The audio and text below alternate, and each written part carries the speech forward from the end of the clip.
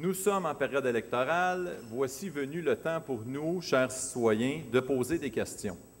Parce que si on ne pose pas de questions, bien, des fois, c'est plus difficile d'avoir des réponses. Alors, on est en pleine période pour faire nos demandes. Et vous, si vous avez lu les journaux pendant vos vacances, on a, nous, à la Chambre de commerce, expliqué et on a dit quelles étaient nos demandes. Premièrement, on a un problème en matière de transport. Tout le monde le dit, ça fait des années, on est l'enfant pauvre au Québec en matière de transport. On est en compétition avec Montréal, avec Laval.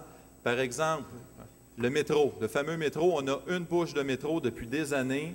Laval s'organise pour avoir des bouches de métro additionnelles. Montréal travaille pour avoir des bouches de métro additionnelles dans l'Est. Puis nous, bien, on devrait être plus actifs et demander.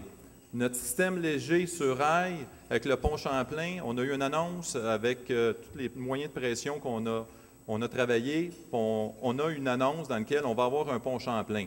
Bon, évidemment, le délai est toujours trop long, puis on reviendra là-dessus, mais cette compétence provinciale, c'est le système léger sur rail. On n'est pas pour attendre que le pont Champlain soit construit pour demander notre fameux système de transport léger sur rail. Il faut le demander immédiatement, il faut commencer immédiatement pour qu'il soit en fonction quand on aura notre nouveau pont Champlain. Alors, aujourd'hui, je m'attends, chers candidats, à ce que vous puissiez répondre à des questions très précises sur nos besoins à nous, les gens de Longueuil, de l'agglomération de Longueuil et les gens de la Montérégie, parce qu'on a des besoins. Évidemment, des problèmes d'entrepreneurship, je comprends, c'est un problème qui est provincial, problème de main-d'œuvre. Je parlais à un entrepreneur de Terrebonne, il y a des problèmes lui aussi, j'en conviens. Mais en matière de transport, sur la Rive-Sud, on ne peut pas faire de compromis là-dessus. On se doit d'être très proactif, puis on s'attend à ce que nos candidats vont bien nous représenter à Québec pour qu'on soit capable d'obtenir ce que l'on mérite. Cela dit, je vous remercie du temps que vous nous consacrez, chers candidats. Ça prend beaucoup de courage de venir exposer ses idées vis-à-vis de vos collègues. En politique, ce n'est pas toujours facile. On a besoin, on vit dans une société démocratique, on a besoin de gens comme vous pour venir s'exprimer. Je vous fais preuve de courage, je vous remercie, mais sachez que nous serons très exigeants et dès le 5 septembre, vous allez probablement recevoir un appel des vainqueurs de notre part parce qu'on va vouloir vous rencontrer pour être sûr que vous n'allez pas nous oublier. Bon dîner et bon appétit.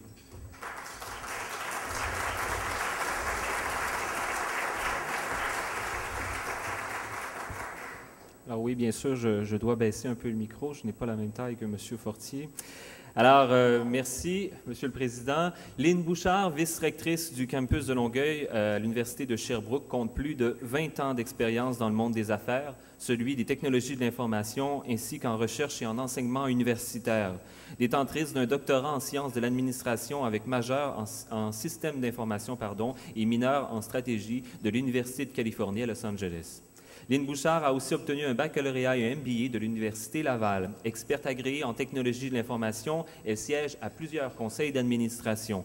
Depuis une dizaine d'années, Lynn Bouchard a exercé diverses fonctions stratégiques dans le secteur privé, conférencière recherchée. Elle a aussi publié de nombreux articles scientifiques. Mesdames, Messieurs, accueillez votre modératrice de ce débat, Madame Lynn Bouchard.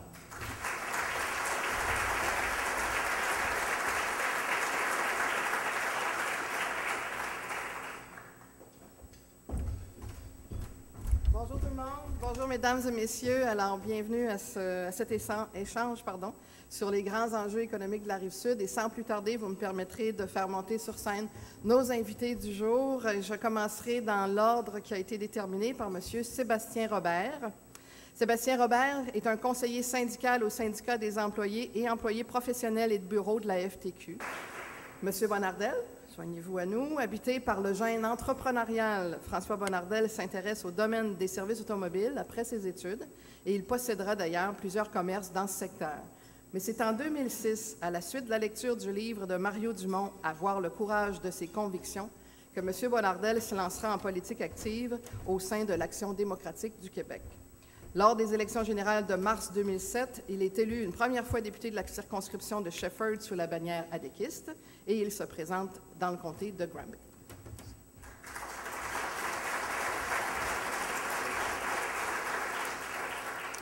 Monsieur Drainville, joignez-vous à nous. Personnalité médiatique bien connue, Bernard Drainville a d'abord fait carrière comme journaliste à la Société Radio-Canada. Il détient un baccalauréat en sciences politiques de l'Université d'Ottawa, ainsi qu'une maîtrise en relations internationales de la London School of Economics. M. Drainville a été élu député de la circonscription de Marie-Victorin aux élections générales de 2007 pour le Parti québécois. Merci.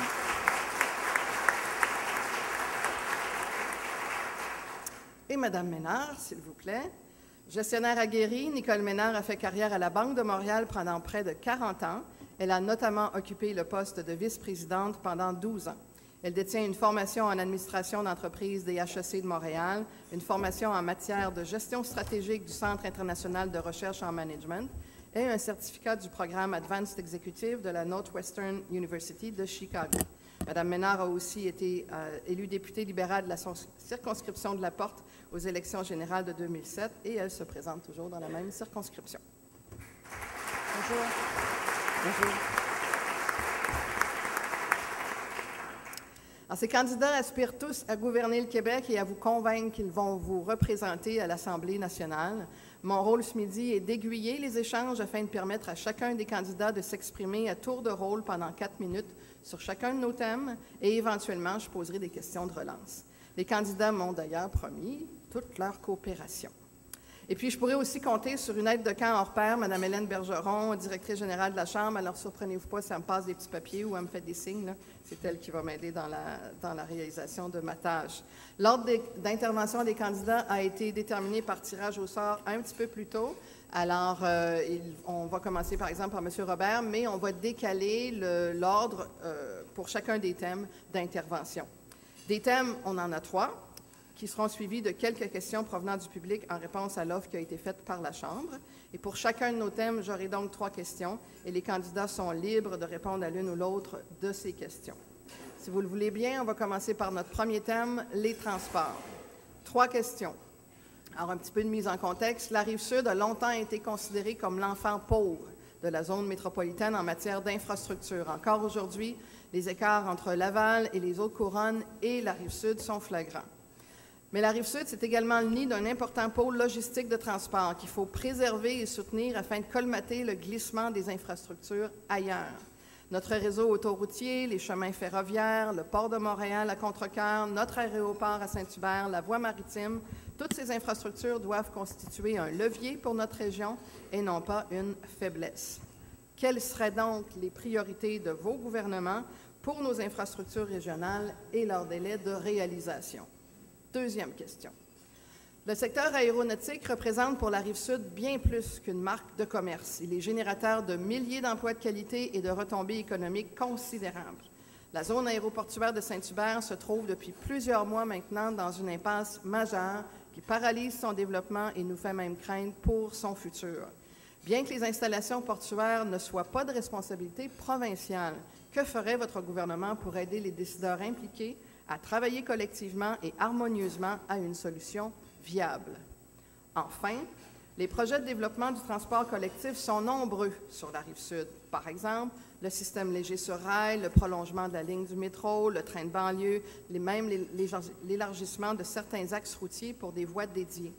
La Chambre de commerce et d'industrie de la Rive-Sud a identifié, comme son président le mentionnait, le transport collectif comme une mesure de mitigation face à la crise du transport que nous traversons.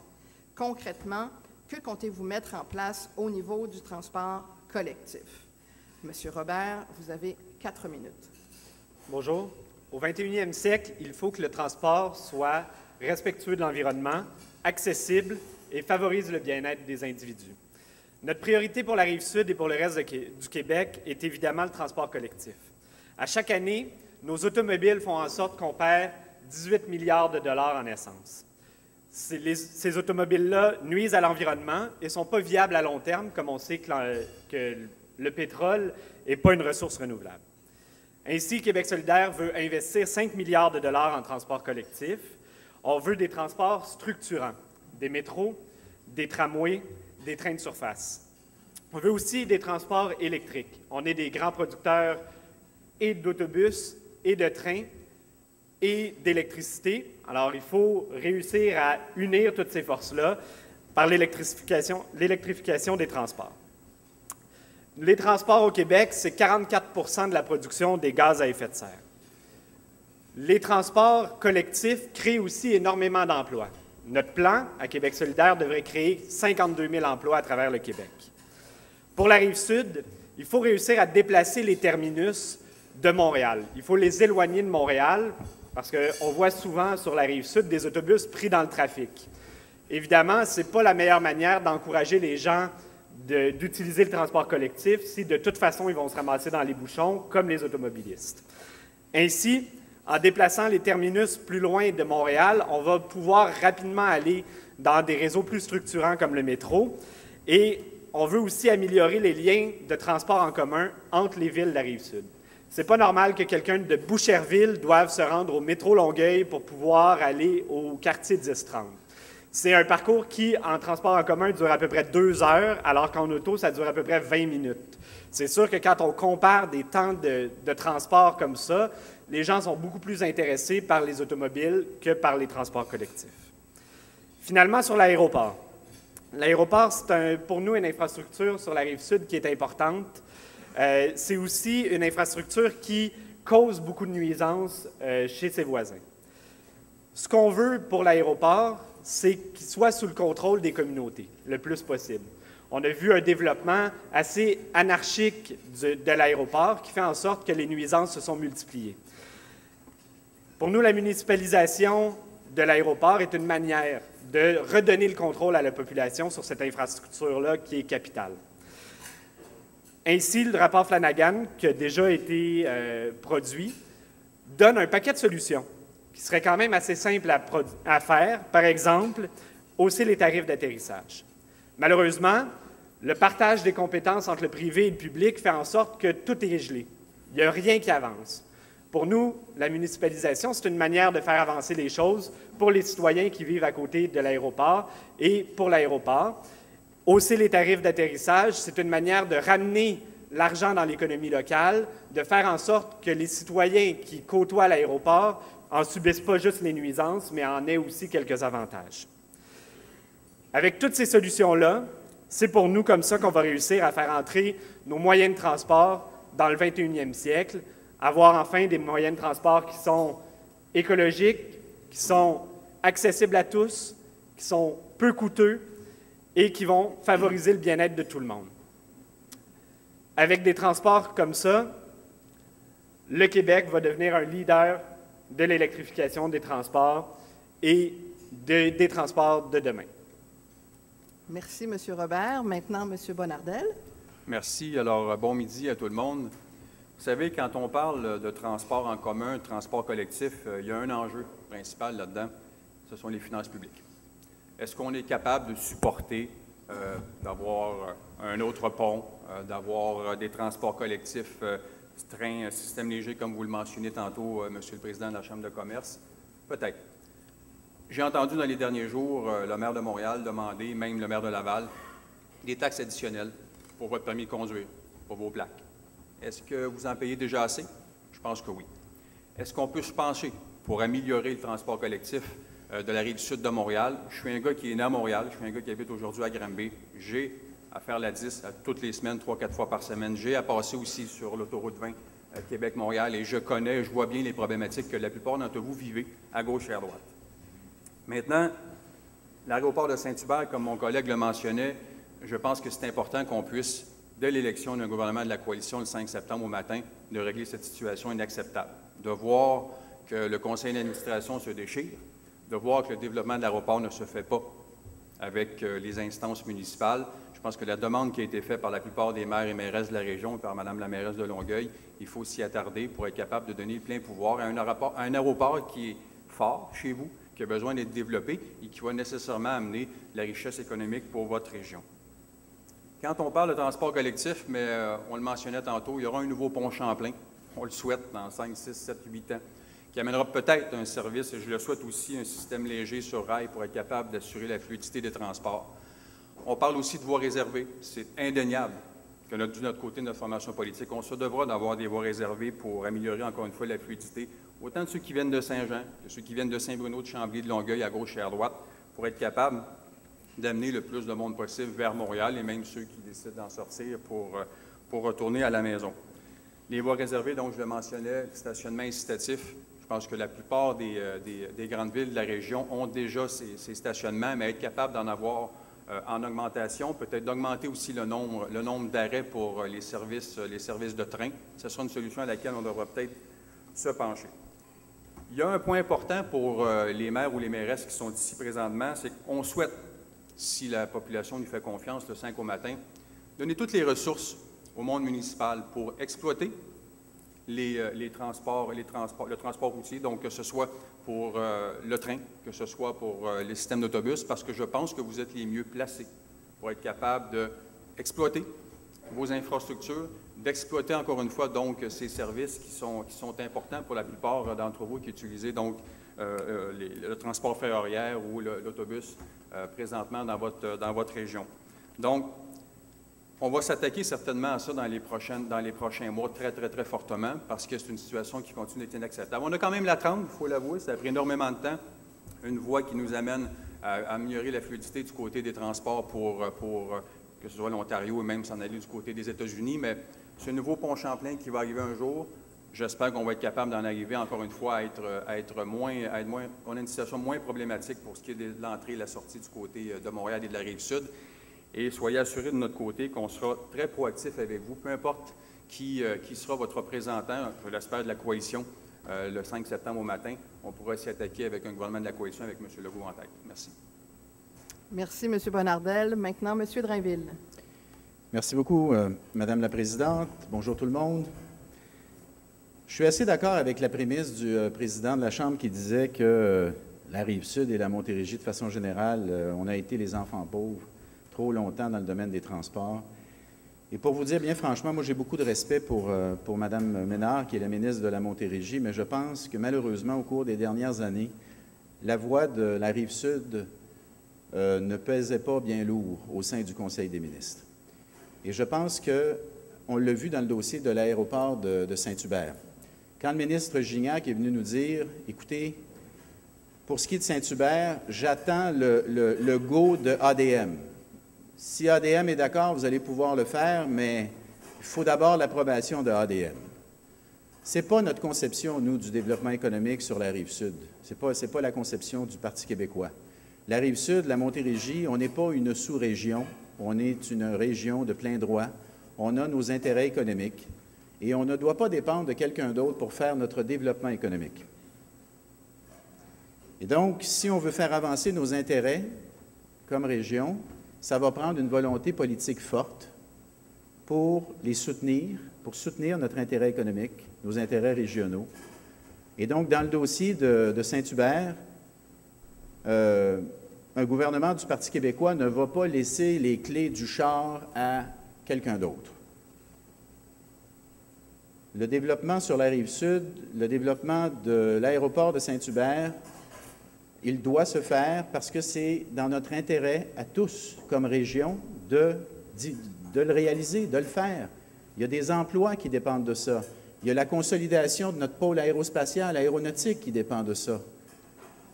Alors, on va vous appuyer. Et on le dit déjà très concrètement avec la municipalisation. Nous, sur le principe, on est d'accord avec la municipalisation. Pourquoi?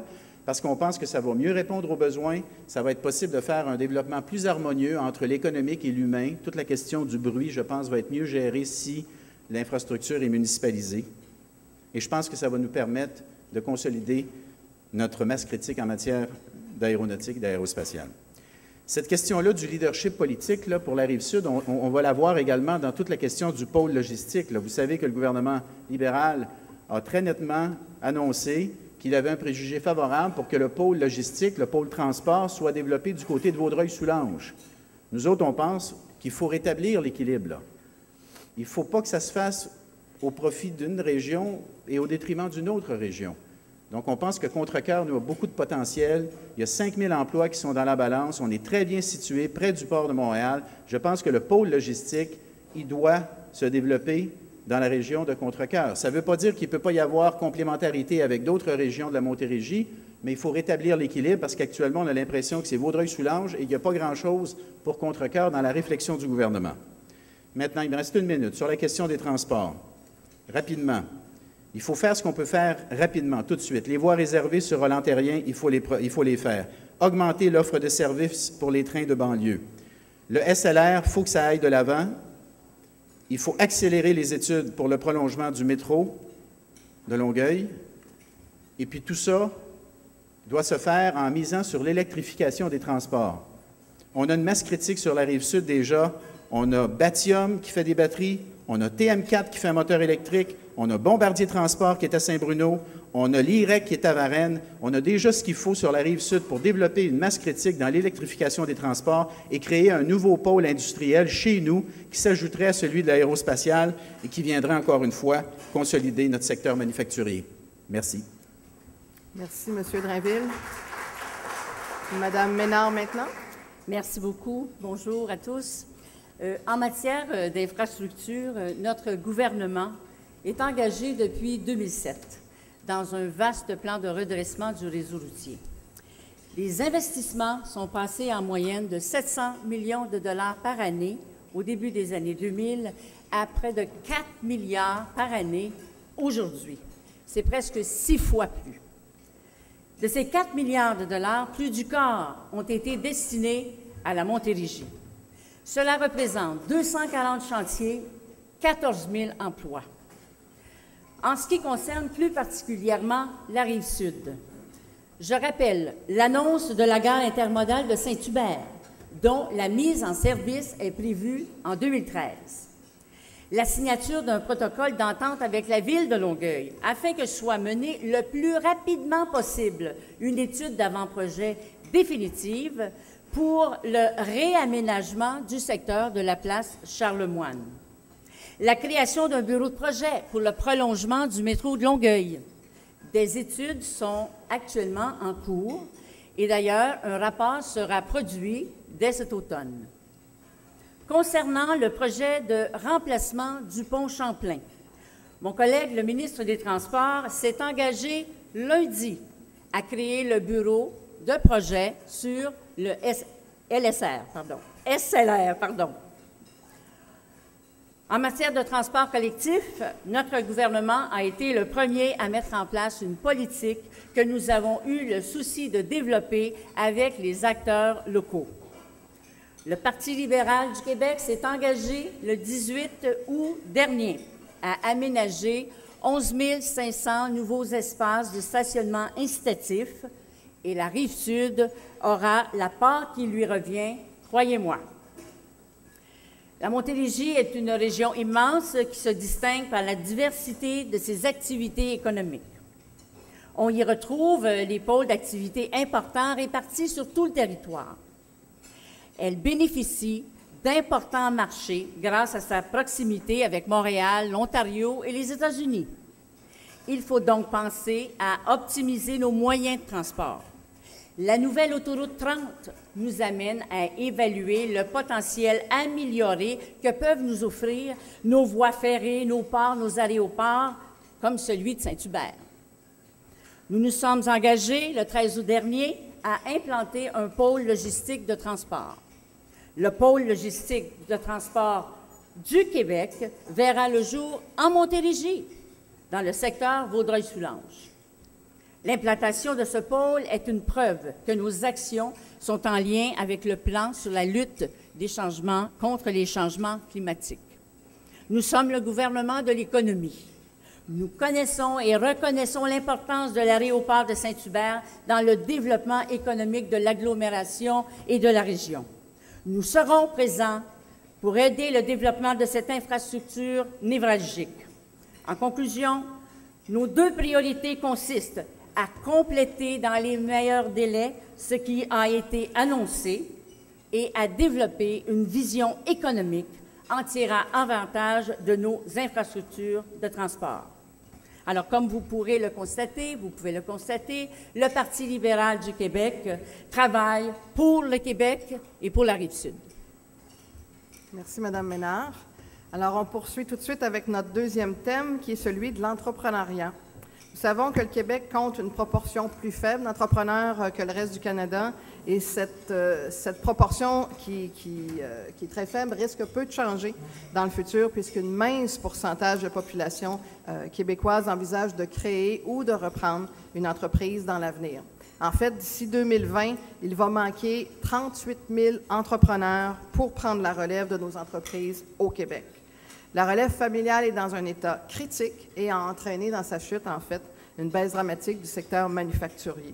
C'est vrai qu'il y a plusieurs plans qui sont sur la table, mais il y a aussi plusieurs questions qui demeurent également sans réponse. Quelles actions poseraient vos gouvernements respectifs en matière de relève entrepreneuriale? Ensuite, les principaux freins à la création et la croissance des entreprises sont le manque d'argent, le manque de temps, ainsi que la complexité administrative, légale et fiscale. Parlez-nous de votre plan de support à l'entrepreneuriat. Finalement, au fil des ans, le Québec a vu un nombre important de sièges sociaux quitter la province au profit d'intérêts étrangers, et on parle des entreprises comme la Senza, l'Alcan, Domtar, puis Sico. Plus récemment, on a appris que le géant américain Lowe's avait déposé une offre d'achat au conseil d'administration de Rona, Rona qui emploie plus de 30 000 personnes au Québec. Au lendemain d'une élection menant votre parti au pouvoir, quel sera votre plan d'action pour protéger les fleurons québécois et assurer l'avenir du Made in Québec? Monsieur Bonnardel, je vous donne la parole. Merci. Excellente question. Comment on devient entrepreneur et comment on va être capable de protéger nos entrepreneurs dans le futur? Je vous donne des statistiques rapides. Savez-vous combien d'entrepreneurs vont passer leur 10e année? Combien il y a d'entreprises au Québec qui passent leur 10e année sous le même nom? Il y en a 2 sur 10 qui vont traverser la 10e anniversaire de leur entreprise sous le même nom. Il y a 70 % des entreprises au Québec qui ont 10 employés au moins. Et d'ici les 10-15 prochaines années, comme vous le disiez, il y a 30 % des propriétaires qui vont vouloir vendre leur entreprise, soit à la famille ou de chercher quelqu'un qui va vouloir l'acheter. On devient entrepreneur comment? Là, je mets mon chapeau de politicien de côté, je me suis celui d'entrepreneur. Est-ce que le gène entrepreneurial, il nous pique quand on a 15 ans, 18 ans, 25 ans? Pas nécessairement. La première chose qu'on veut faire, c'est à l'école. À l'école, trouver ceux ou celles, les garçons, les jeunes hommes, qui peuvent peut-être avoir ce gène par quoi? Par un cours d'économie, finance, entrepreneurship. J'ai un garçon de 18 ans, moi, qui est sorti du secondaire 5 l'année passée. Et on lui a enseigné 0 sur comment faire un budget, les revenus, les dépenses, c'est quoi un déficit, c'est quoi le sens de l'entrepreneurship. Si j'ai gardé mon entreprise, c'est peut-être pour rêver un jour qu'il va peut-être souhaiter prendre ce que moi j'ai bâti depuis 1995, puis de se dire, mon père a bien gagné ma vie, je peux y aller. Il faut valoriser cet entrepreneurship parce qu'à quelque part au Québec, je pense qu'on a perdu énormément de ce côté-là. Quand on est entrepreneur, combien de fois les gens viennent cogner à ma porte au bureau de circonscription et me disent « François, je vais où pour aller chercher un 50 000, un 100 000, un 200? Je fais quoi? J'ai 3-4 employés, je veux me développer, mais je ne sais pas où aller. » Première chose qu'on veut faire, un guichet unique. Un guichet unique pour donner toutes les ressources acquises dans chacune de vos régions de ville. On a des centres locaux de développement. On veut que le centre local de développement soit le lien direct avec qui? Investissement Québec. Et qu'est-ce qu'on fait après ça, le gars qui veut, ou la jeune fille, ou le jeune homme qui achète l'entreprise, puis qui se dit, bien, j'ai besoin de capital, j'ai besoin d'un 50, un 100, 150. Mais la plupart des banques, s'il y a des banquiers hommes ou femmes ici, ils sont très frileux et je sais de quoi je parle. Parce que moi aussi, j'ai parti mon entreprise, j'avais 26 ans. Et je n'avais pas nécessairement le 25, 50 ou 75 000 pour démarrer mon entreprise. Alors, on va faire quoi? On va mettre au service des jeunes entrepreneurs du capital de démarrage. On va mettre aussi, par l'entremise du CLD et d'Investissement Québec, un capital de 2 milliards. De 2 milliards pour soutenir nos entrepreneurs, parce que ce sera le défi qu'on aura face à nous dans les 10, 15, 25 prochaines années. Si on ne veut pas devenir seulement une succursale de propriétaires, on va devoir maximiser les ressources pour soutenir nos entrepreneurs, maximiser nos ressources pour qu'il y en ait de la main-d'œuvre qualifiée. On va en parler tantôt lors du prochain débat. Et vous comprendrez que pour nous, c'est extrêmement important qu'on soit capable de soutenir l'entrepreneurship pour avoir du boulot.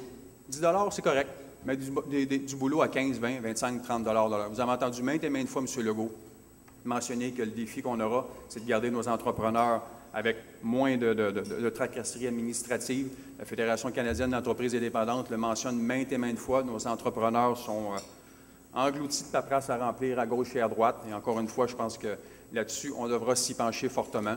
Maintenant, on va mettre les outils, je vous le répète, au CLD, canal directement avec Investissement Québec, capital de démarrage pour les soutenir, parce qu'on se devra, dans le futur, d'avoir une économie forte, une économie de propriétaires, une économie qui va se développer pour assurer un Québec qui va être prospère économiquement, mais surtout pour compétitionner aussi les pays émergents qui vont venir acheter peut-être nos entreprises, soutenir aussi les provinces qui sont compétitives face à nous et même le nord-est des États-Unis.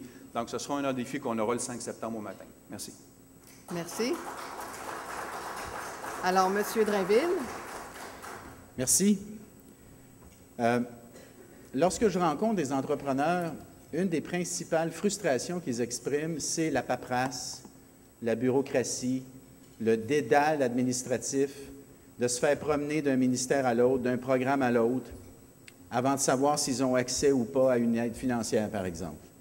C'est précisément ce pourquoi Mme Marois a annoncé la création de la Banque de développement économique, qui va devenir justement la porte d'entrée pour les entrepreneurs pour qu'ils sachent rapidement s'ils ont, oui ou non, accès à un programme, à une aide financière, pour qu'ils soient fixés rapidement plutôt que de perdre leur temps à se promener constamment d'un bureau à l'autre, d'un fonctionnaire à l'autre. Alors, c'est le fameux guichet unique que nos entrepreneurs demandent depuis si longtemps, là. Bien, on va le créer, ce guichet unique-là. Puis cette banque-là de développement économique, elle va soutenir la création d'entreprises en mettant à la disposition de nos entrepreneurs du capital patient, du capital de risque, des prêts, garanties de prêts, etc., toujours sur une base d'affaires. Toujours sur une base d'affaires. Maintenant, sièges sociaux. Vous avez raison d'être inquiet pour ce qui est de RONA. On a perdu beaucoup de sièges sociaux ces dernières années. Et c'est évident qu'on s'interroge, nous, sur le rôle de la Caisse de dépôt dans ce dossier-là. On se pose des questions. On aimerait ça avoir un signal pas mal plus clair de la Caisse de dépôt dans le dossier de RONA. Et vous pouvez être sûr qu'un gouvernement du Parti québécois ne va pas juste parler, il va agir. Il va y avoir une volonté politique ferme et une direction claire pour que nos sièges sociaux, dont celui de RONA, soient davantage protégés. On va même créer un fonds d'investissement stratégique de 10 milliards qui va être mis à la disposition de la Caisse de dépôt pour protéger nos entreprises contre les prises de contrôle par des compagnies étrangères. Sur l'entrepreneurship, on a un retard. Il faut le reconnaître, on a un retard. On n'est pas plus fou que les autres au Québec, là. Il n'y a pas de raison qu'on ait moins d'entrepreneurs qu'ailleurs. Alors, on veut mettre sur pied, nous autres, un nouveau programme d'aide à la relève entrepreneuriale. On veut adopter une politique nationale également de l'entrepreneuriat. Puis ça ne se fera pas d'un ministère, on va donner ça au terrain, notamment au CLD. Puis nous autres, on est gâtés, on a un CLD absolument exceptionnel qui est un leader ici à Longueuil. Moi, je peux vous dire, on est capable d'en prendre, on serait capable de mener ces programmes-là pour favoriser l'entrepreneuriat sur la Rive-Sud. On va faciliter le transfert d'entreprises également, fameuses entreprises familiales qui ont de la difficulté parfois. On va réviser les règles fiscales pour aider un père ou une mère à transférer l'entreprise à ses enfants. Puis on va appuyer des projets comme celui qu'on a créé récemment là, sur la Rive-Sud, C'est moi le patron. C'est une excellente initiative, ça. Carrefour Jeunesse Emploi, en lien avec le Cégep, la commission scolaire, la CRE, le CLD, qui va donner de la formation puis de l'accompagnement aux jeunes qui veulent se lancer en affaires pour qu'ils aient le goût de prendre des risques puis de créer les nouvelles entreprises dont on a besoin. Les futurs bombardiers, là, c'est maintenant qu'il faut les créer avec des jeunes qui ont le goût de se lancer en business. Puis finalement, oui, il faut continuer à consolider nos forces sur la Rive-Sud, l'aérospatiale, le manufacturier, le service, les entreprises de services très importantes, nos exportateurs. Il faut pousser vers les marchés étrangers. Puis il faut regarder aussi comment on pourrait travailler sur l'essor, l'émergence d'un secteur agroalimentaire. On a ce qu'il faut, vous savez, sur la Rive-Sud. On a des terres arables, mais on a également des entreprises de transformation dans le domaine agroalimentaire. On pourrait travailler ça, là, puis les amener à travailler davantage ensemble. Regardez ce qu'ils ont fait avec le marché public à Longueuil. C'est formidable. Tu donnes aux producteurs locaux la chance de vendre leurs produits directement aux consommateurs. Mais on pourrait pousser davantage dans cette direction-là. On pourrait faire de la Rive-Sud et de la Montérégie un formidable pôle agroalimentaire qui viendrait complémenter celui de Saint-Hyacinthe. En tout cas, bref, on a des bonnes idées. Merci. Merci, M. Drainville. Madame Ménard. Madame Ménard. Merci.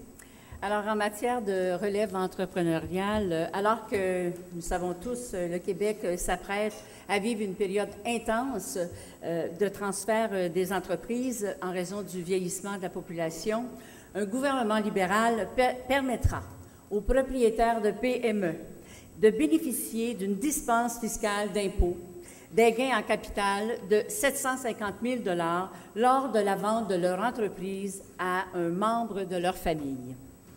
Les entrepreneurs québécois contribuent à notre croissance économique. Pour plusieurs d'entre eux, la vente de leur entreprise représente une source importante d'épargne en vue de leur retraite.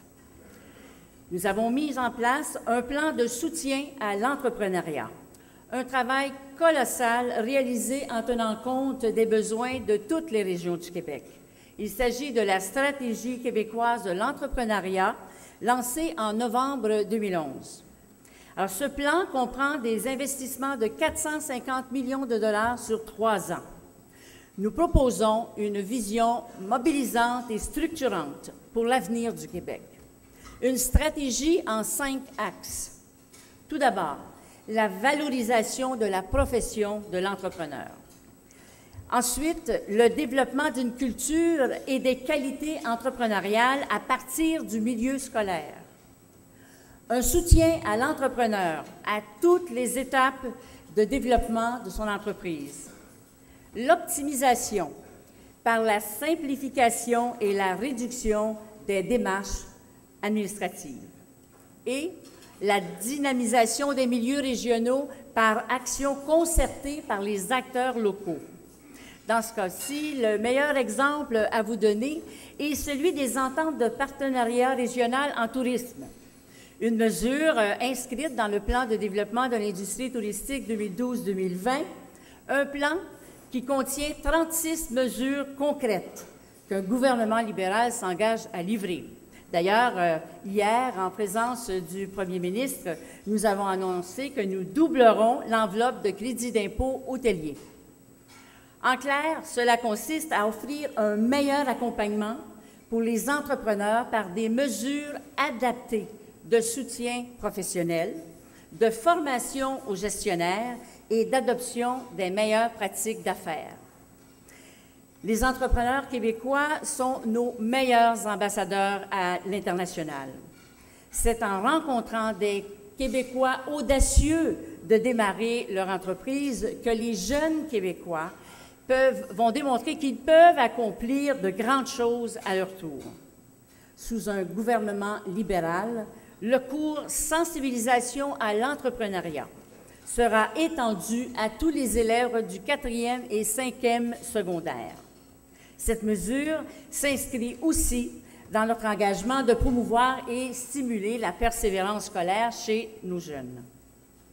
Pour assurer la protection des fleurons québécois et pour favoriser la croissance des entreprises au Québec, les lois qui régissent nos sièges sociaux doivent être compétitives. Un gouvernement libéral adoptera des mesures qui permettront aux entreprises québécoises d'évaluer une proposition d'achat et de pouvoir la refuser si tel est son choix. À l'instar de plusieurs États américains qui reconnaissent un éventail de défense légale contre les offres d'achat hostiles, nous leur donnerons les moyens de prendre les meilleures décisions pour l'économie du Québec. Je pense que j'ai terminé. J'avais d'autres, là, mais... Merci, Mme Ménard. Merci. Monsieur Robert.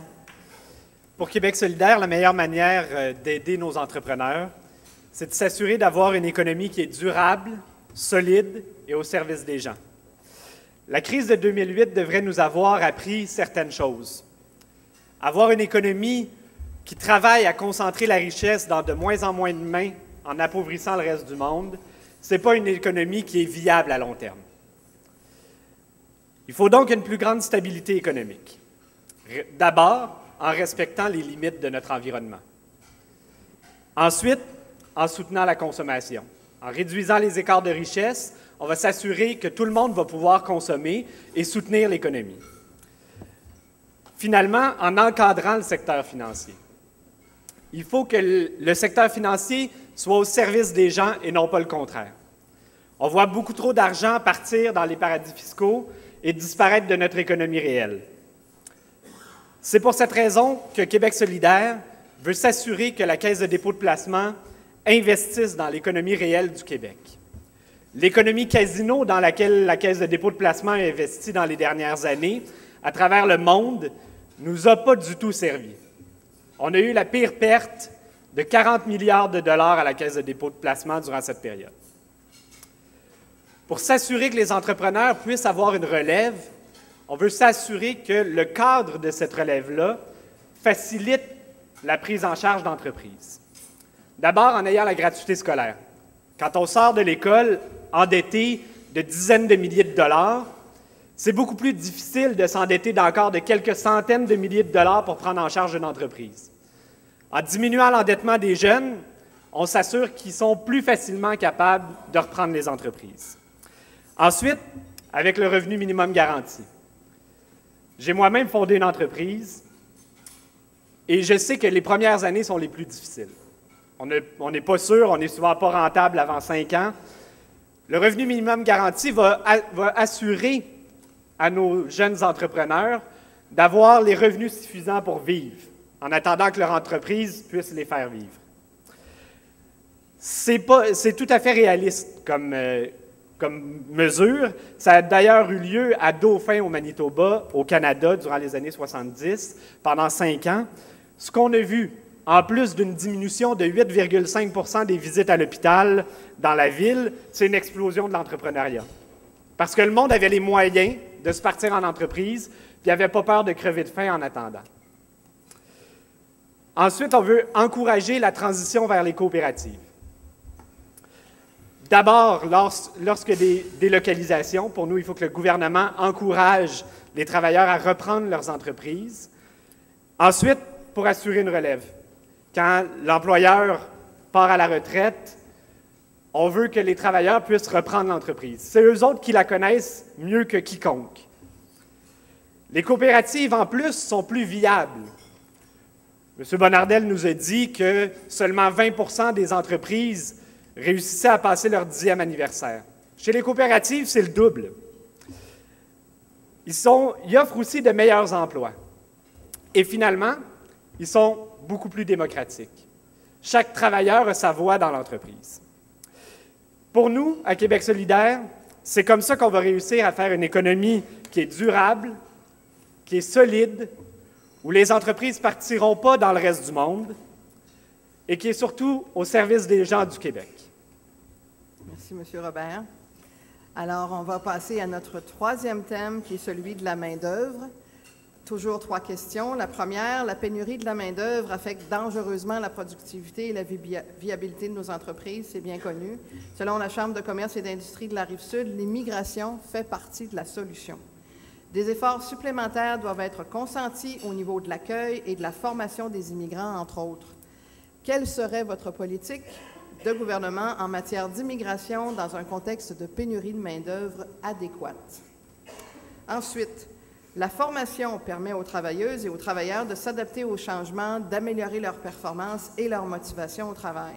La Rive-Sud est à la recherche à la fois de main-d'œuvre spécialisée et non spécialisée, et dans certains secteurs, nous observons une inadéquation flagrante entre la formation de la main-d'œuvre et les besoins de nos entrepreneurs. Il faut se pencher sérieusement sur la question. Comment votre parti, s'il est élu, compte-t-il le faire? Finalement, la rareté de la main-d'œuvre a poussé nos entrepreneurs à faire preuve de créativité dans le but d'améliorer la rétention de leur personnel. Bon, j'ai mentionné l'immigration tantôt, mais il y a également la conciliation travail-études, le travail-vie personnelle, les différents avantages sociaux ou les mesures que déploient les employeurs pour demeurer attrayants, pour permettre aux retraités qui veulent le rester de revenir au travail. Toutes sortes de mesures peuvent être déployées. Mais comment votre gouvernement aidera-t-il concrètement les employeurs à conserver leur main-d'œuvre durement acquise? Monsieur Drainville, on commence par vous. Merci. Alors, je sais que pour vous, de la Chambre de commerce et d'industrie de la Rive-Sud, l'immigration fait partie de la solution parce qu'effectivement, immigration et rareté de la main-d'œuvre sont intimement liées. Et nous, on est d'accord au Parti québécois, et c'est pour ça qu'on va resserrer les critères de sélection pour s'assurer justement que les néo-québécois soient choisis en fonction des besoins que nous avons ici au Québec. Ça n'a pas de bon sens qu'il y ait tant de personnes qualifiées qui sont venues d'ailleurs, qui ont été sélectionnées en fonction de leurs compétences, et on les retrouve au chômage.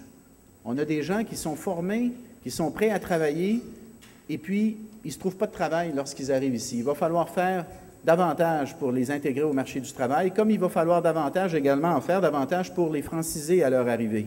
Actuellement, très souvent, ils sont laissés à eux-mêmes, puis nous, au Parti québécois, on va faire beaucoup plus pour franciser les Néo-Québécois de telle façon à ce qu'ils puissent s'intégrer plus facilement à la société québécoise. Sur la question de la formation de la main-d'œuvre, vous savez, nous, on veut rapatrier la Caisse d'assurance-emploi d'Ottawa. Pourquoi? Parce qu'actuellement, vous avez beaucoup de travailleurs qui se cherchent un emploi pour lequel ils ne sont pas qualifiés, et vous avez beaucoup d'entrepreneurs qui offrent des emplois à des travailleurs qui ne sont pas qualifiés. Ce n'est pas normal qu'on ait du monde au chômage qui cherche un job, puis qu'on ait des entreprises qui cherchent des travailleurs, puis qu'on n'arrive pas à les connecter les uns aux autres. Si on contrôlait l'assurance-emploi, on serait capable d'avoir des programmes de formation qui feraient en sorte qu'on puisse imbriquer, qu'on puisse tisser les besoins des entreprises et les besoins des travailleurs pour que ça fonctionne, que ça s'intègre, que ça marche ensemble. Actuellement, la Caisse est à Ottawa, les programmes de formation sont à Québec, ça ne marche pas, ou en tout cas, ça ne marche pas assez. Alors, moi, je vous invite comme employeur à réfléchir à ça. Ça pourrait être une belle bataille qu'on pourrait mener ensemble, ça. Je vous dis ça de même en passant. Rétention de la main-d'œuvre. Vous savez, là, vous travaillez avec les plus jeunes, les Y, notamment les 20-35, là. La qualité de vie est très importante pour eux. Alors, nous autres, on va miser sur le médecin de famille. D'ici 4 ans, ça prend un médecin de famille. Ça fait partie de l'espèce de qualité de vie qu'il faut donner à nos jeunes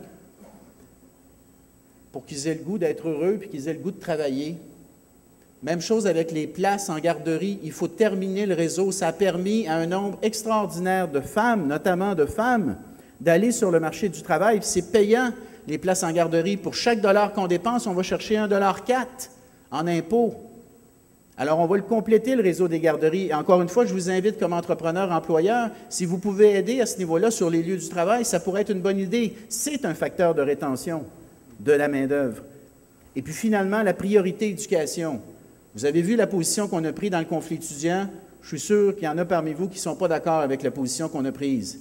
Mais on l'a pris parce qu'on veut s'assurer que les jeunes qui viennent des familles modestes et défavorisées puissent continuer à avoir accès à l'éducation. Si on a un problème de main-d'œuvre, raison de plus pour pousser nos jeunes vers l'école puis les garder à l'école. Et les études sont claires, s'il y a trop d'endettement, tu décourages des jeunes à aller à l'école ou encore tu les forces à travailler au-delà de 20 heures. Puis dès qu'ils travaillent au-delà de 20 heures, ils décrochent. Les études du gouvernement le démontrent. Donc la priorité éducation va rester importante pour le Parti québécois parce qu'on veut s'assurer justement que le retard que nous avons, nous, au Québec, on le rattrape. Alors, on va continuer à miser là-dessus parce que l'économie du savoir, ça se passe entre les deux oreilles. Alors, on va continuer à investir dans la matière grise. Merci. Merci, M. Drainville. Madame Ménard. Merci. Alors, pour contrer la pénurie de la main-d'œuvre, un gouvernement libéral mettra en place plusieurs mesures qui agiront sur plusieurs points, plusieurs fronts, dès la sélection des immigrants, soit en ajustant la grille de sélection en temps réel avec les perspectives publiées par Emploi Québec pour répondre aux besoins du marché du travail. Plus de points seront accordés aux demandeurs qui détiennent une offre d'emploi validée. Nous travaillerons à faciliter l'obtention de visas étudiants aux personnes qui s'inscrivent dans les écoles de métiers du Québec où les besoins de main-d'œuvre sont importants. Nous augmenterons le nombre de missions de recrutement à l'étranger, telles les Journées du Québec. En plus, nous allons livrer l'évaluation comparative des études effectuées hors Québec, automatiquement lors de l'obtention du certificat de sélection du Québec, afin que les nouveaux arrivants puissent se mettre plus rapidement en recherche d'emploi lors de leur arrivée. L'ensemble de ces mesures a pour objectif d'arrimer nos politiques d'immigration avec les besoins du marché du travail. Le tout pour remplir le double objectif d'avoir accès à une main-d'œuvre qualifiée et en favorisant l'intégration des immigrants. D'ailleurs, sachant que d'ici 2014, 140 000 emplois devront être comblés en Montérégie. Je me suis engagée personnellement à favoriser l'intégration des personnes immigrantes dans le cadre du programme Réussir l'intégration. Un gouvernement libéral favorisera une participation au marché du travail de tous les membres de la société, tout en améliorant l'arrimage entre la formation et les besoins du marché du travail. Par exemple, nous proposons une mesure concrète pour favoriser l'intégration au marché du travail pour les bénéficiaires de l'aide sociale âgés de moins de 21 ans, avec l'engagement à se mobiliser dans une démarche active de recherche d'emploi. Un jeune prestataire de l'aide sociale aura droit à un incitatif financier de 120 $ par mois, s'ajoutant au montant prévu par le programme d'aide sociale. Pour la question de la rétention de la main-d'œuvre dans les entreprises, un gouvernement libéral agira sur plusieurs points. Tout d'abord, les travailleurs d'expérience sont une richesse pour le Québec. Ils possèdent expérience, savoir-faire et une sagesse dont les entreprises du Québec doivent profiter.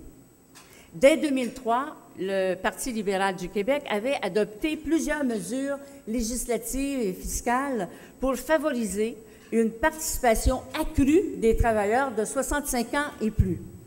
Nous avons privilégié une approche incitative. En d'autres termes, nous voulons rendre attrayant le choix de demeurer en emploi.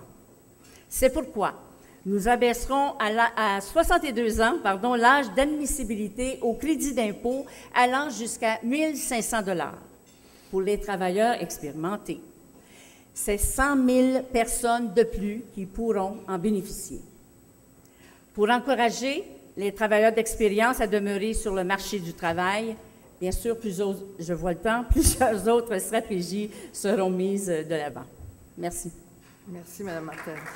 Mme Ménard, pardon. Monsieur Robert. Pour Québec solidaire, il faut que nos entreprises soient durables, démocratiques et respectueuses des travailleurs et des travailleuses. Parce que la main-d'œuvre, d'abord et avant tout, c'est des êtres humains, c'est des citoyens. Au niveau de l'immigration, à Québec solidaire, on croit que la principale problématique, c'est l'intégration. Chez les immigrants, le taux de chômage est à 14 %, alors qu'il est autour de 7 % pour le reste de la population. Pour nous, ça passe par la reconnaissance des diplômes. Il y a des médecins ici qui viennent, qui se retrouvent chauffeurs de taxi ou qui doivent s'en aller dans d'autres provinces pour pouvoir pratiquer la médecine. Pour nous, c'est quelque chose qui est totalement anormal quand on connaît la pénurie de médecins qu'on connaît. Ensuite, ça passe par la francisation. Québec solidaire, on veut permettre aux immigrants d'avoir des congés payés lorsqu'ils vont prendre des cours de francisation. Pour nous, ça va les aider à s'intégrer sur le marché du travail. Finalement, on veut encourager financièrement les groupes communautaires qui visent l'intégration des immigrants. Pour nous, ça passe aussi par là. Puis pas seulement à Montréal, partout à travers le Québec. Pour la formation continue, pour nous, la gratuité scolaire va permettre de rendre beaucoup plus facile la formation tout au cours de la vie. Même pour les entreprises qui offrent des programmes de formation continue, ils vont voir là une réduction de leur coût de ces programmes-là. Ensuite, ça veut dire aussi plus de travailleurs et plus de travailleurs mieux qualifiés. La hausse proposée par le Parti libéral devrait nous faire perdre 7 000 diplômés par année. Quand on a une pénurie de main-d'œuvre qualifiée, ce n'est pas la meilleure manière pour nous de la diminuer. La gratuité scolaire devrait faire augmenter le nombre de diplômés. Pour ce qui est de la conservation de la main-d'œuvre, vous travaillez fort pour essayer de conserver vos travailleurs. Pour nous, il y a un des problèmes, c'est la compétition entre les entreprises au niveau des avantages sociaux. On sait que les avantages sociaux coûtent très cher et sont assez imprévisibles au niveau des coûts. C'est pour ça qu'on propose Pharma-Québec, une assurance médicaments universelle et publique qui permettrait non seulement au gouvernement d'économiser 2,7 milliards de dollars par année, mais permettrait aussi aux entreprises d'économiser dans leurs avantages sociaux. On propose aussi un régime de retraite universelle qui garantirait 60 % du revenu de travail rendu à la retraite. Non seulement ça va permettre à nos retraités de sortir de la pauvreté, Mais en plus, ça va vous enlever une grosse épine dans le pied parce qu'on sait que vos régimes de retraite, surtout à prestations déterminées, sont des coûts particulièrement lourds dans vos entreprises. On veut aussi l'amélioration des normes minimales du travail. On veut augmenter le nombre de vacances. On veut s'assurer que le salaire minimum va permettre aux travailleurs à temps plein de sortir de la pauvreté. Pour nous, ça n'a aucun sens que quelqu'un qui contribue à temps plein à la société puis à l'économie soit même pas capable de subvenir à ses besoins de base. Finalement, on veut améliorer les droits syndicaux pour qu'une plus grande implication des travailleurs dans les entreprises ait lieu. Dans les entreprises non syndiquées, la solution pour un travailleur qui est insatisfait, c'est de quitter puis d'aller ailleurs. À ce moment-là, vous venez de perdre tout l'investissement que vous avez investi dans ce travailleur-là. Par les syndicats, ils vont avoir une voix à l'intérieur de l'entreprise. Et de cette manière-là, plutôt que de quitter quand il va avoir un problème, ils vont pouvoir discuter avec vous. Et vous allez pouvoir ensemble trouver des solutions. C'est comme ça que les entreprises, pour nous, vont continuer à créer de la richesse tout en contribuant à la prospérité de tout le monde. Merci, M. Robert. M. Bonnardel. Merci. Je vais vous exposer un des plus grands défis que le Québec va vivre dans les 25 prochaines années. C'est le choc démographique et la main-d'œuvre. Retenez bien ce que je vais vous dire. Premier carré, indice de fécondité, indice de natalité. Je pense que la plupart, vous le savez, on est à 1,7 enfants au Québec. Il faut être 2,1 enfants par famille pour assurer la pérennité de notre nation. Deuxième carré, taux de décrochage scolaire le plus élevé au Canada et surtout chez les garçons. Alors, si on pense qu'on va avoir de la compétitivité et de la main-d'œuvre qualifiée, on devra combattre aussi ce taux de décrochage. Troisième case, choc démographique. À partir de 2016, il va y avoir 3 travailleurs à cette table pour un retraité, quand 40 ans plus tôt, on était 9 pour 1. Alors, imaginez la pression fiscale de ceux qui vont être sur le marché du travail demain, après-demain, ceux qui le sont déjà, pour protéger les acquis sociaux que nos parents, grands-parents ont payés. Alors, on commence par quoi? Système d'éducation, s'assurer de contrer ce décrochage par quoi? Par fusionner les commissions scolaires avec les directions régionales d'éducation, donner toute l'autonomie nécessaire aux enseignants, aux écoles pour avoir des écoles à vocation particulière et surtout assurer la réussite de nos enfants. Formation professionnelle, des pôles d'excellence. Je vous donne un exemple qui vient d'arriver chez nous à Granby. On a des cégeps un peu partout au Québec, on a des universités.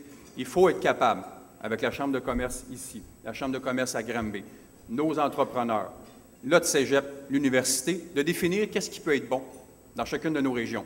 On a demandé génie mécanique chez nous à Granby, on a demandé éducation à l'enfance. Je vous donne un autre exemple très concret.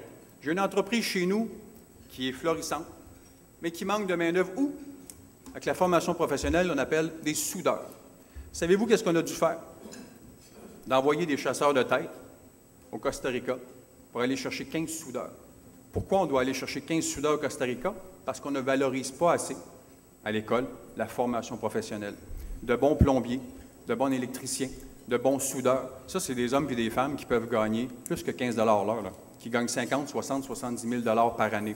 Alors, des stages en entreprise, vous le savez très bien, ceux qui avaient des enfants, nos garçons, nos filles, à partir du secondaire 3-4, là, se questionnent, se grattent, les mathématiques, français, c'est important, mais est-ce qu'on a des enfants qui doivent développer leur doigté? Oui. Les jobs néolibéraux, on n'a pas de problème avec ça, mais on a besoin de main-d'œuvre qualifiée aussi. Et ça, c'est le défi à laquelle autant les entreprises chez nous que vos entreprises devront s'attaquer. J'ai une entreprise chez moi. J'ai pris le défi d'aller chercher un futur décrocheur à une école de chez nous. Ça fait 10 ans que je fais ça. Je vais chercher un garçon à chaque année pour lui dire, toi, je fais un contrat avec toi. Tu restes dans mon entreprise, tu réussis ton année scolaire et je t'engage durant l'été pour travailler avec moi. Ça, c'est le défi que les entrepreneurs, vous allez devoir faire. Vous entendre aussi avec les écoles qui vont vouloir participer à ça, avec la Chambre de commerce aussi qui devra unifier tout ce monde-là parce que, je vous le répète, le choc démographique, la main-d'œuvre spécialisée, ce sera le défi à laquelle on devra s'attaquer. Souvenez-vous d'une chose, à partir de 2016, la courbe démographique, 3 travailleurs pour un retraité. Alors, souvenez-vous de la pression fiscale qu'on va tous avoir pour protéger les acquis sociaux. Aujourd'hui, le budget du gouvernement, c'est près de 80 milliards de dollars. On vous a taxé énormément depuis 2010. On est allé chercher une taxe santé, taxe sur l'essence, indexation des tarifs, 2 points de DVQ. Sur une période de 4 ans, c'est 16 milliards qu'on est allé chercher dans les poches des gens pour ramener l'équilibre budgétaire. Alors, si on n'a pas de main-d'œuvre qualifiée, de main-d'œuvre spécialisée, des pôles d'excellence et des ententes conjointes avec cégep, université, entrepreneurs, chambres de commerce, bon, on n'y arrivera pas. Mais le 5 septembre au matin, on a des défis à entreprendre avec la coalition, on a des défis à entreprendre avec vous, puis on va réussir pour assurer ce succès démographique avec le Québec, les entrepreneurs. Merci. Merci, M. Bonnardel. Alors, si vous le voulez bien, on va passer aux questions du public. Alors, on a le temps de prendre 2 questions.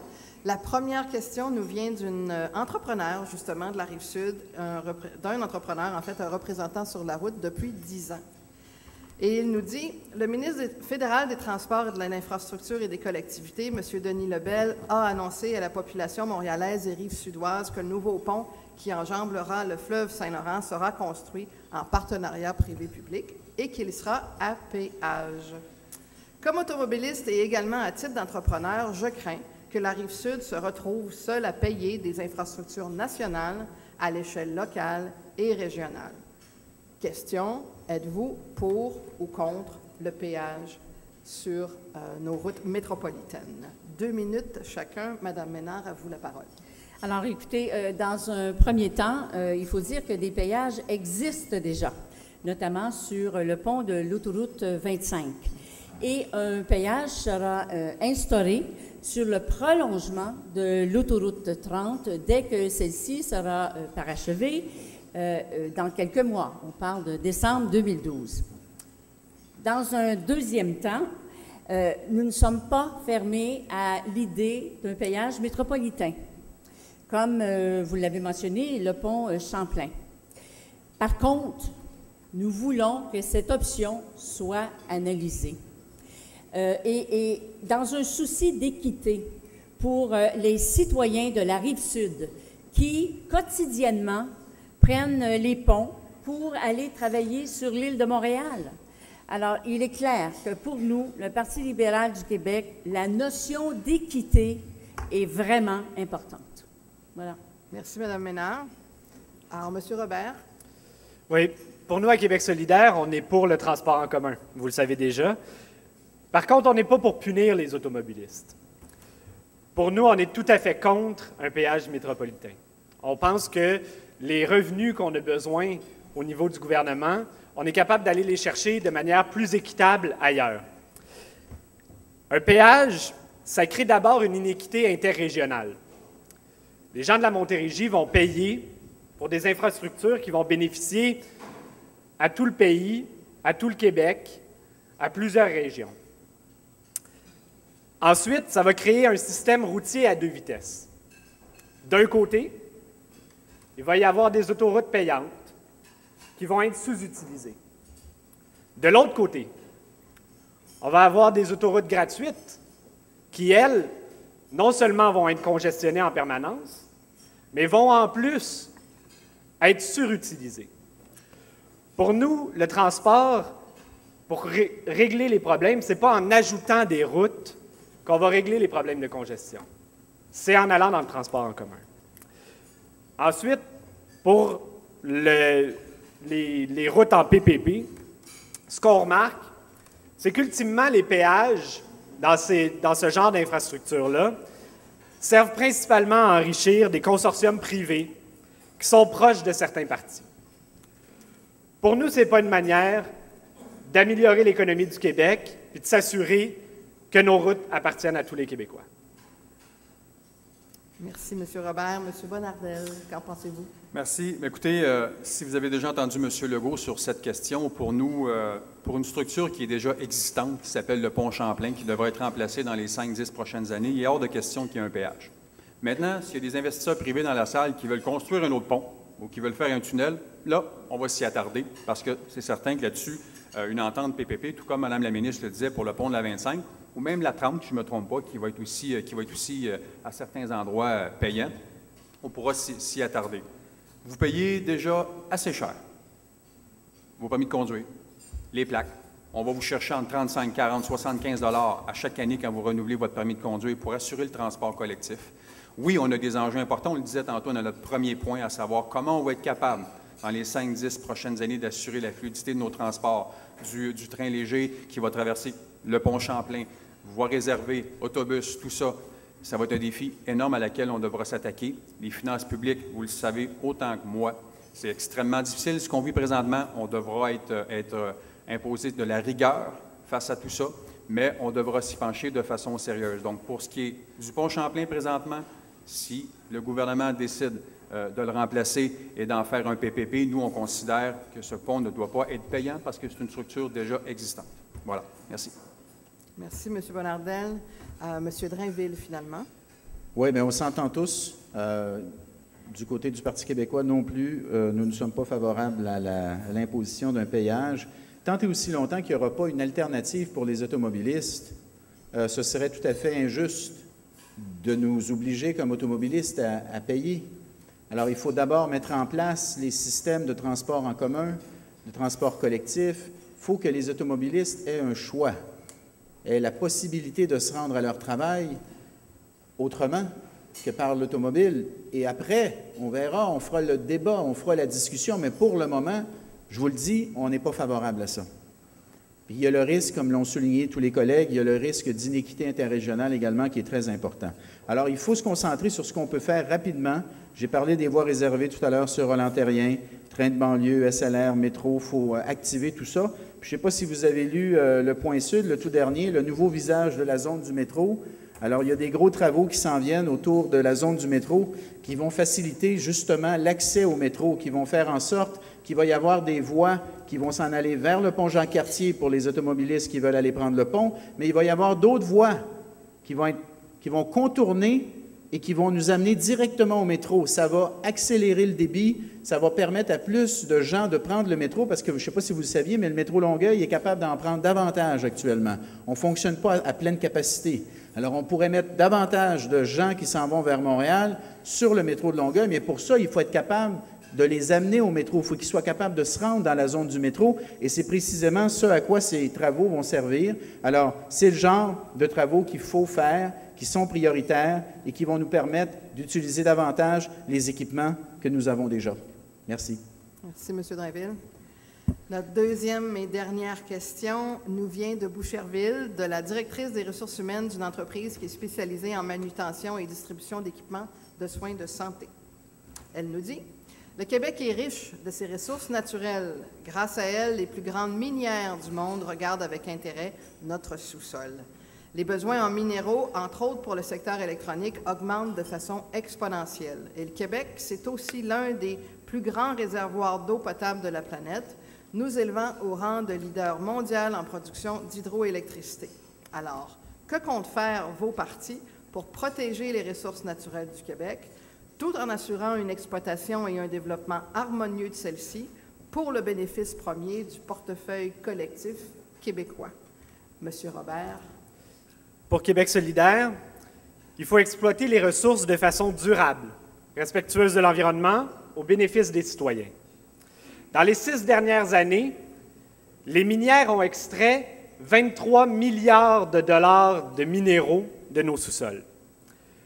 Ce qu'on a récupéré, c'est 2,3 % de redevances, sans compter les subventions que le gouvernement a données à ces minières-là.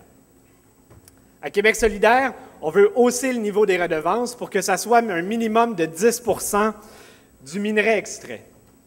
De cette façon-là, on va réussir à aller chercher beaucoup d'argent qui appartient aux Québécois et s'assurer que nos ressources naturelles financent nos services publics. On veut aussi nationaliser certaines minières stratégiques et prendre des prises de participation majoritaires dans d'autres minières. Parce qu'on veut s'assurer que la deuxième et la troisième transformation se fassent ici. Que le minerai qu'on extrait ne soit pas envoyé à l'étranger sans qu'il ait pu faire bénéficier l'économie du Québec. Pour l'eau, on considère que c'est une ressource naturelle capitale. On en a besoin pour vivre. On veut donc la protéger de l'exportation commerciale et imposer une redevance importante aux entreprises qui sont des grandes consommatrices d'eau. De cette façon-là, on va s'assurer que l'exploitation de nos ressources soit faite de façon durable, respectueuse de l'environnement et va bénéficier au portefeuille de tous les Québécois. Merci, M. Robert. M. Bonnardel. Quelle bonne question. On ne doit pas mettre en opposition environnement, ressources naturelles et économie. Pourquoi? Parce que vous comprendrez que présentement, ce qui se passe dans le Grand Nord, c'est important pour le Québec. On est allé chercher près de 340 millions en redevances l'an dernier. On va aller sur une période des 5-6 prochaines années, aller chercher plus d'1,5 milliard que nous allons appliquer directement, ça c'est des ressources non renouvelables, directement sur la dette. Pas 50 pas 75 de ces redevances, 100 de ces redevances appliquées directement sur la dette du Québec. C'est 13,2 milliards qu'on va appliquer sur une période de 5 ans, avec les redevances hydrauliques d'Hydro-Québec aussi, qui viennent, et des industries privées. Il faut bien comprendre que quand on parle de ressources minières, de fer, d'or, c'est de la spéculation. Je ne sais pas si certains d'entre vous ont vu un article du Wall Street qui parlait hier de l'Australie. Certains des collègues vont parler que oui, les redevances, on n'en reçoit pas assez. Mais quand on parle de spéculation minière, bien, l'Australie, présentement, va peut-être vivre une récession parce que le prix du fer baisse. Alors, qui peut prévoir dans 5, 6, 7, 8, 10 ans que les minéraux, le prix, va faire ça? Alors, il faut être équitable. Il faut avoir, oui, des redevances compétitives face aux autres provinces canadiennes et même ceux dans le monde, parce que oui, il y a des richesses incroyables dans le Grand Nord du Québec, mais il faut les exploiter de façon convenable. On veut, du côté de la Coalition Avenir Québec, mettre un fonds des ressources naturelles où on va prendre quoi? Tout comme la Norvège et la Finlande, prendre des prises de participation minoritaires. Pas majoritaires, minoritaires, pour être capable d'aller chercher aussi donc des profits importants pour le Québec et souhaiter dans le futur baisser la dette qui aujourd'hui, vous le savez, est la plus élevée au Canada. La 5e dette la plus élevée dans le monde quand on met toutes les dettes combinées, provinciales et fédérales. Alors, ce sera un énorme défi et en terminant, pensez Anticosti, pensez Old Dairy. Ce sera peut-être un défi d'aller chercher des ressources pétrolières dans le futur et on sera, je le souhaite, être capable d'aller chercher de l'argent additionnel pour payer la dette dans le futur. Merci, je n'ai plus de temps. Merci, M. Bonnardel. M. Drainville. Merci. Alors, le gouvernement du PQ va imposer une redevance minimale obligatoire de 5 sur toutes les mines qui ouvrent au Québec. Je ne sais pas si vous le saviez, là, en 2010, il y a 10 mines sur 19 qui fonctionnaient au Québec, qui sortaient du minerai, mais qui n'ont pas payé une sacrée scène de redevance à nous, les Québécois, qui sommes les propriétaires. On ne trouve pas ça normal. C'est à nous, ça, cette ressource-là. Donc, 5 redevance obligatoire. Si tu trouves ça trop cher, 5 laisse le minerai là, il y a quelqu'un d'autre qui viendra le chercher, ou nos enfants ou nos petits-enfants pourront l'exploiter. Mais si c'est trop cher, 5 là, garde, ça ne vaut vraiment pas la peine que tu viennes le chercher. Puis on dit, au-delà d'un profit raisonnable, là, raisonnable, parce qu'on veut que les investisseurs étrangers viennent chez nous, mais au-delà d'un profit raisonnable, 30 un impôt sur le surprofit, un impôt donc de 30 Donc, on va chercher le tiers de ton profit excédentaire, c'est le modèle australien. Nous aussi, les redevances, on va les mettre sur la dette, parce qu'on est responsable, puis c'est des ressources non renouvelables. Une fois qu'on les a sortis de terre, on les a plus pour les enfants et les petits-enfants, les prochaines générations. Donc, les redevances, là, il faut les mettre sur la dette. Finalement, je vous invite à une réflexion. Notre secteur manufacturier, entre autres aérospatial, utilise beaucoup de nickel et de lithium.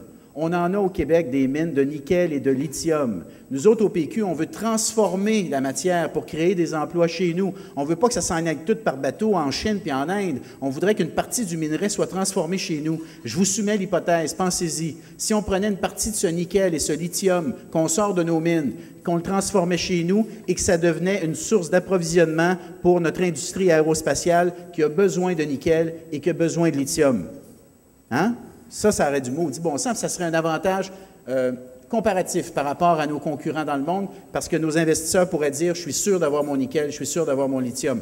Il faut travailler sur le modèle d'affaires, mais ça pourrait être bien intéressant pour l'avenir. Merci, M. Drainville.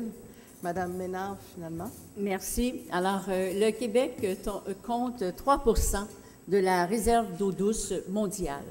C'est pourquoi notre gouvernement veut la protéger. Nous avons mis en place la redevance sur l'eau potable. Cela vise les entrepreneurs qui prélèvent plus de 75 mètres cubes d'eau par jour. Nous avons encadré l'exploration et l'exploitation d'hydrocarbures au Québec. Nous avons changé les régimes de redevances minières, gazières et pétrolières. Nous avons créé Ressources Québec. Nous avons aussi baissé les crédits d'impôt à l'exploration. En ce qui concerne le projet de loi 65 pour protéger le Nord, nous nous sommes engagés à le redéposer dans les meilleurs délais après l'élection pour que nous puissions clarifier les articles qui ont pu porter à confusion. Nous poursuivrons la mise en valeur de nos ressources dans le cadre d'un développement économique durable au bénéfice de toutes les régions du Québec. Merci. Merci, Mme Ménard. Alors, ça m'amène à la fin, ça nous amène à la fin de l'échange et la moindre des choses, c'est qu'on peut offrir à nos candidats 2 minutes pour pouvoir conclure et nous présenter quelques dernières réflexions. Monsieur Bonnardel, on commencerait par vous. Oui, avec plaisir. Écoutez, le 4 septembre au soir, vous avez 3 visions importantes de 3 formations politiques qui peuvent accéder au gouvernement. Vous avez le Parti québécois qui représente le statu quo. Vous avez le Parti libéral qui représente l'immobiliste. Vous avez un parti qui représente le changement. Vous avez un parti qui a parlé, quand vous avez entendu depuis les 4 derniers jours, pendant les débats, pendant 5 heures, un chef qui vous a mentionné qu'est-ce qui devait être fait pour contrer le décrochage scolaire, pour donner plus de pouvoir aux enseignants, pour donner plus de pouvoir au conseil d'établissement, aux directions d'école. Vous avez entendu un chef qui vous a dit comment on va être capable d'aller chercher aux Québécois un médecin de famille accessible pour tous. Comment on va réduire les délais d'attente dans le système de santé.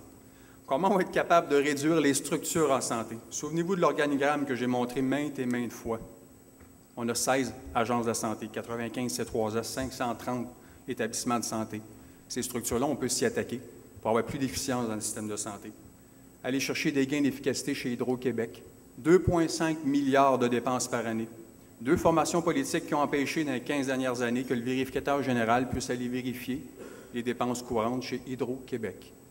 Vous ne le savez peut-être pas, mais on ne peut pas aller vérifier les dépenses courantes chez Hydro-Québec présentement. Il y a une formation politique qui vous le jure qu'on va être capable le 5 au matin d'aller vérifier ces dépenses chez Hydro-Québec et d'assurer des gains d'efficacité. Vous allez entendre parler de « le chaos, le chaos, le chaos, le Québec va être à feu et à sang le 5 au matin ». Non, non. Ce changement, cet espoir, rentrer dans votre cœur pour dire « c'est assez, il faut que ça change », c'est avec notre formation politique, c'est avec M. Barrette, c'est avec M. Duchesneau, c'est de donner à l'école des cours de 9 à 5, c'est de donner un médecin de famille, c'est de réduire l'assiette fiscale que je vous parlais de tantôt de 1 000 $ sur une période de 5 ans, d'abolir la taxe santé, de vous redonner de l'espoir, remettre un peu plus d'argent dans vos poches à partir du 5 septembre prochain. J'espère avoir votre confiance et j'espère qu'on va être capable de vous démontrer que nous aurons la meilleure équipe pour gouverner le Québec. Merci. Merci, M. Bonnardel. Monsieur Drainville. La Rive-Sud, je l'ai dit en introduction, la Rive-Sud a besoin d'un leadership politique fort pour accompagner les leaders économiques que vous êtes. Et vous l'avez entendu comme moi, là, dans le cas du pôle logistique, ça s'en va à Vaudreuil-Soulanges. Il n'y a pas de raison que ça s'en aille juste à Vaudreuil-Soulanges. Pourquoi est-ce que Contrecœur n'est pas considéré dans la décision? On a au moins autant d'atouts que Vaudreuil-Soulanges.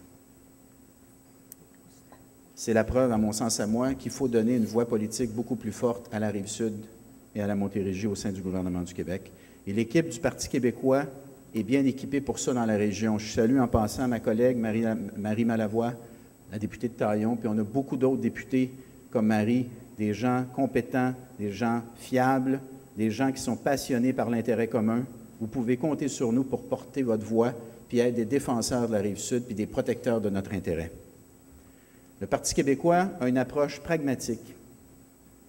L'État doit appuyer, doit accompagner les entrepreneurs que vous êtes. Vous êtes les principaux créateurs de richesses, vous êtes les principaux créateurs d'emplois. C'est le secteur privé qui doit mener la création de richesses et la création d'emplois, mais on peut avoir un État stratège, un État intelligent, un État souple qui va vous aider, qui va vous accompagner à réaliser vos projets puis qui va nous permettre comme société de s'enrichir. Puis il me reste 30 secondes pour vous dire merci, pas juste pour le travail que vous faites comme entrepreneur, mais pour le travail que vous faites au sein des fondations, l'aide que vous apportez aux organismes de bienfaisance. Il y a plusieurs d'entre vous qui donnez beaucoup de temps, qui donnez de l'argent, vous aidez les hôpitaux, vous aidez les organismes communautaires, vous faites un travail formidable et je pense qu'il faut le dire, ça. Vous n'êtes pas juste des acteurs économiques, vous êtes des acteurs sociaux et des acteurs communautaires également et je souhaite que vous continuiez à le faire parce que vous faites un travail formidable. Merci, merci. Merci, M. Drainville. Madame Ménard. Merci. Alors, l'avenir du Québec passe par la création de la richesse. Le contexte économique mondial commande que notre priorité soit mise sur l'économie. Et c'est ce que nous proposons aux Québécois. Alors que depuis des mois, François Legault veut faire le ménage dans les finances publiques, il menace le retour à l'équilibre budgétaire avec des promesses de près de 4 milliards de dollars. De son côté, Pauline Marois nous propose un retour en arrière, avec un référendum sur la souveraineté et les 5 années de perturbations qui suivront. Le Parti libéral du Québec est la seule formation politique fédéraliste à avoir un plan pour le Québec. Le 4 septembre, le Parti libéral invite les citoyens, les Québécois, à se prononcer pour le droit à l'éducation, pour le développement économique du Québec, pour la création de 250 000 emplois, pour le Plan Nord. Je vous invite donc à vous prononcer pour le Québec, pour la Rive-Sud. Merci. Merci, Mme Ménard. M. Robert, le mot de la fin vous revient. On est 4 devant vous aujourd'hui. D'ici le 4 septembre, il y a des personnes qui vont vous dire que vous n'aurez pas 4 choix. Pourtant, on a vu il n'y a pas si longtemps que c'est vous qui décidez. Ultimement, si vous décidez de faire autrement, vous voyez, il y a des visions ici. Vous pouvez choisir de jouer le jeu politique comme on l'a joué depuis des années. Vous pouvez choisir de faire autrement. Si vous décidez de faire autrement, il n'y a rien qui peut vous arrêter à ce moment-là. Toutes les prévisions vont tomber, comme on a vu il n'y a pas si longtemps. À Québec solidaire, on est debout pour l'environnement. À notre avis, il faut remettre aux enfants une meilleure planète que celle qu'on a reçue de nos parents. On est aussi debout pour la justice sociale. Il faut que l'économie soit au service des gens et non pas les gens au service de l'économie. On est aussi debout pour la démocratie. À notre avis, c'est par le dialogue et l'écoute qu'on trouve les meilleures solutions. Finalement, on est aussi debout pour le Québec. Pour nous, on ne pourra pas bâtir une société qui nous représente sans se donner tous les moyens pour la faire. Un autre Québec est possible. Le 4 septembre, avec Québec solidaire, je vous invite à vous tenir debout pour que votre Québec soit respectueux de l'environnement, des valeurs démocratiques et surtout de tous les citoyens. Merci. Merci, M. Aubert. Bien, ça nous amène à la conclusion. Notre échange est terminé. Je voudrais remercier sincèrement nos 4 candidats pour avoir accepté de participer à l'échange. Sur une note personnelle, vous avez été admirable, vous m'avez simplifié la tâche énormément. Merci beaucoup à vous. Et comme citoyenne, j'apprécie énormément le contenu que vous nous avez livré aujourd'hui. Donc ça, c'est un gros plus. Quant à vous tous, j'espère que vous avez apprécié cet échange, que vous avez appris davantage d'informations pour comprendre les enjeux, puis que vos options maintenant sont plus claires. Alors, je nous souhaite à tous une excellente élection. Francis. J'aimerais également que vous applaudissiez très fort Mme Lynne Bouchard, notre modératrice.